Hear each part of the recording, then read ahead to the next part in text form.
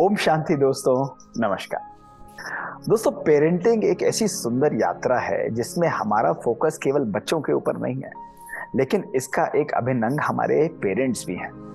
जितना चेंजेस और जितना परिवर्तन हम बच्चों में लाना चाहते हैं, उतना ही कहीं ना कहीं पेरेंट्स को अपने ऊपर भी वर्क करना पड़ेगा, तभी ये जर्नी हमारी सक्सेसफुल होगी।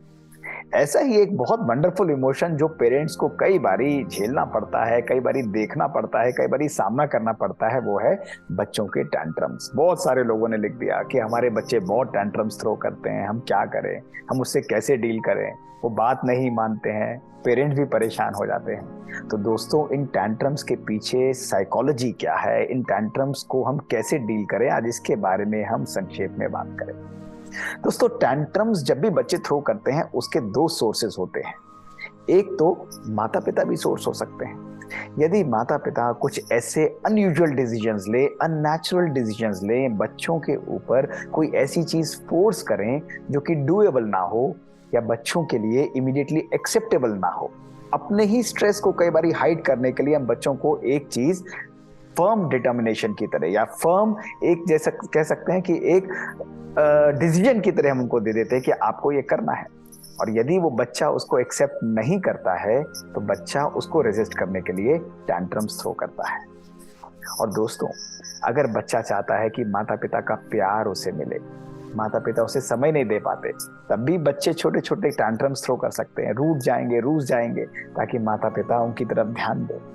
अपनी डिमांड्स को फुलफिल करने के लिए रीजनेबल भी हो सकती हैं, अनरीजनेबल भी हो सकती हैं, उनको भी फुलफिल करने के लिए, अपनी इच्छा पूर्ति के लिए भी बच्चे कभी कभी टैंट्रम्स थ्रो कर देते हैं। और यदि माता पिता कोई चीज कहें जो जेन्युइन भी हो और बच्चे का मन नहीं है, वो करना नहीं चाहता, तो भी बच्चे टैंट्रम्स थ्रो कर देते हैं। अक्सर देखा जाता है कि ये 4 प्रकार की जो सिचुएशंस होती हैं, सारे टैंट्रम्स इसी के अंदर हो जाते हैं। इनका सोर्स जो है, ये मुख्य 2 ही सोर्सेज हैं, या तो माता पिता या पर्टिकुलर सिचुएशन जो बच्चे के लिए रखी जा रही है।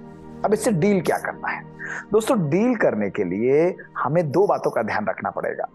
कुछ चीजें हमको नहीं करनी पड़ेंगी, बिल्कुल नहीं करनी पड़ेंगी, और कुछ चीजें हमको करनी पड़ेगी, क्योंकि टैंट्रम्स एक इंटीग्रल पार्ट है इस जर्नी का, पेरेंटिंग की यात्रा का। तो इसका सिंपल सॉल्यूशन है कि कभी भी माता पिता को धैर्यता और पेशेंस को नहीं खोना है।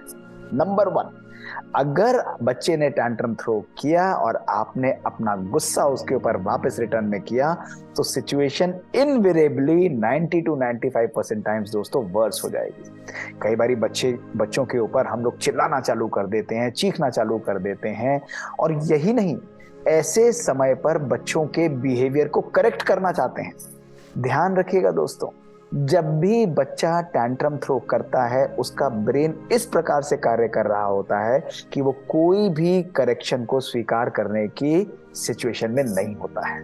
तो टैंट्रम के समय पर माता पिता को कभी भी शिक्षा नहीं देनी होती है। आप जब भी उसे देंगे, वो रेजिस्ट करेगा, सिचुएशन वर्स होगी या सिचुएशन रिपीट करेगी।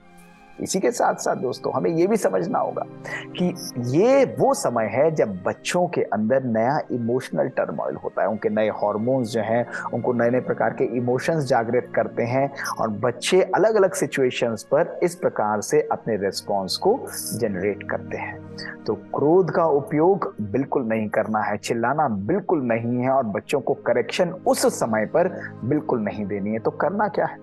करना है उस समय पर अपना अनडिवाइडेड अटेंशन। पहले देखिए कारण क्या है। यदि कारण आपका है, आपने कोई ऐसी अनरीजनेबल चीज बच्चों के सामने रखी है जो कि इमीडिएटली नहीं हो सकती है, उसको विड्रॉ कर लीजिए और बच्चों की बात मान लीजिए। उसमें हार जाना ठीक रहता है।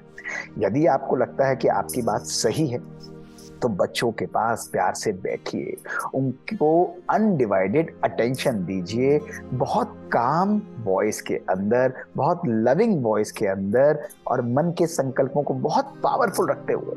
दोस्तों, मुख की केवल वाणी नहीं, लेकिन मन की वाइब्रेशंस को भी बहुत प्यार से रखते हुए उनसे बात करिए।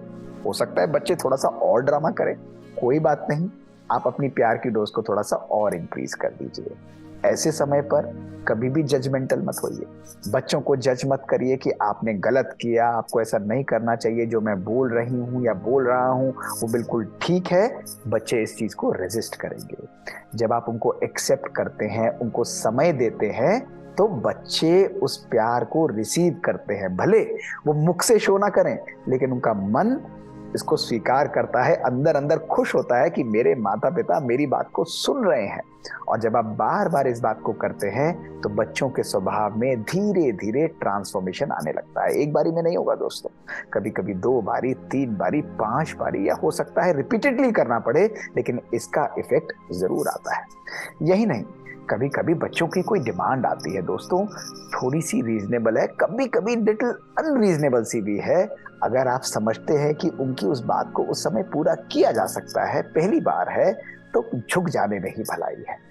लेकिन अगर बच्चे इस टैंट्रम को टूल की तरह यूज करते हैं कि हर बारी अपनी बात को मनवाने के लिए गुस्सा हो गए, टैंट्रम थ्रो कर दिया, तो ऐसे समय पर आपको क्रोध ना रखते हुए फर्म रहना है, दृढ़ रहना है, प्यार देते हुए अपनी बात पर अटल रहना है, और बच्चे धीरे धीरे आपके साथ लाइन में फॉल कर जाएंगे। तो बैलेंस इज द की।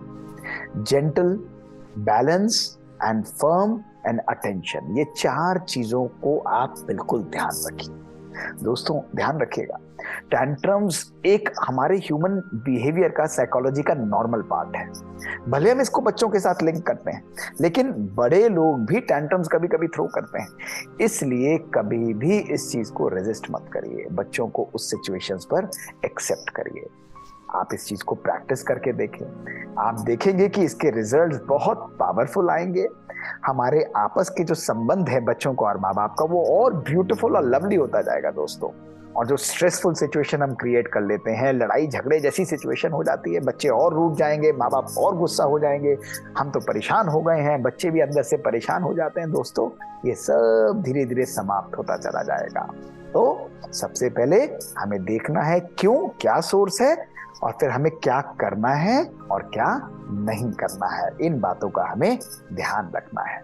तो चलिए इसको प्रैक्टिस करिए और जरूर लिखकर हमें भेजिए कि आपको कैसे रिजल्ट्स मिल रहे हैं। दोस्तों हम आपके बहुत सारे प्रश्नों को लेकर आ रहे हैं, आपके और भी प्रश्न हैं, क्वेश्चंस हैं, जो औरों के भी क्वेश्चंस हो सकते हैं, तो हमको लिख भेजिए bkdrmohitgupta@gmail.com पर। आपके सारे क्वेश्चंस को ऐसे ही एपिसोड्स में लेकर हम आपके पास उपस्थित होंगे। कुछ और ओपिनियन आप देना चाहते हैं, कुछ और बातें हमसे शेयर करना चाहते हैं, तो जरूर लिखिए दोस्तों, क्योंकि हम सबकी अपनी यात्रा है, मिलकर हमें इसे पूरा करना है। ओम शांति।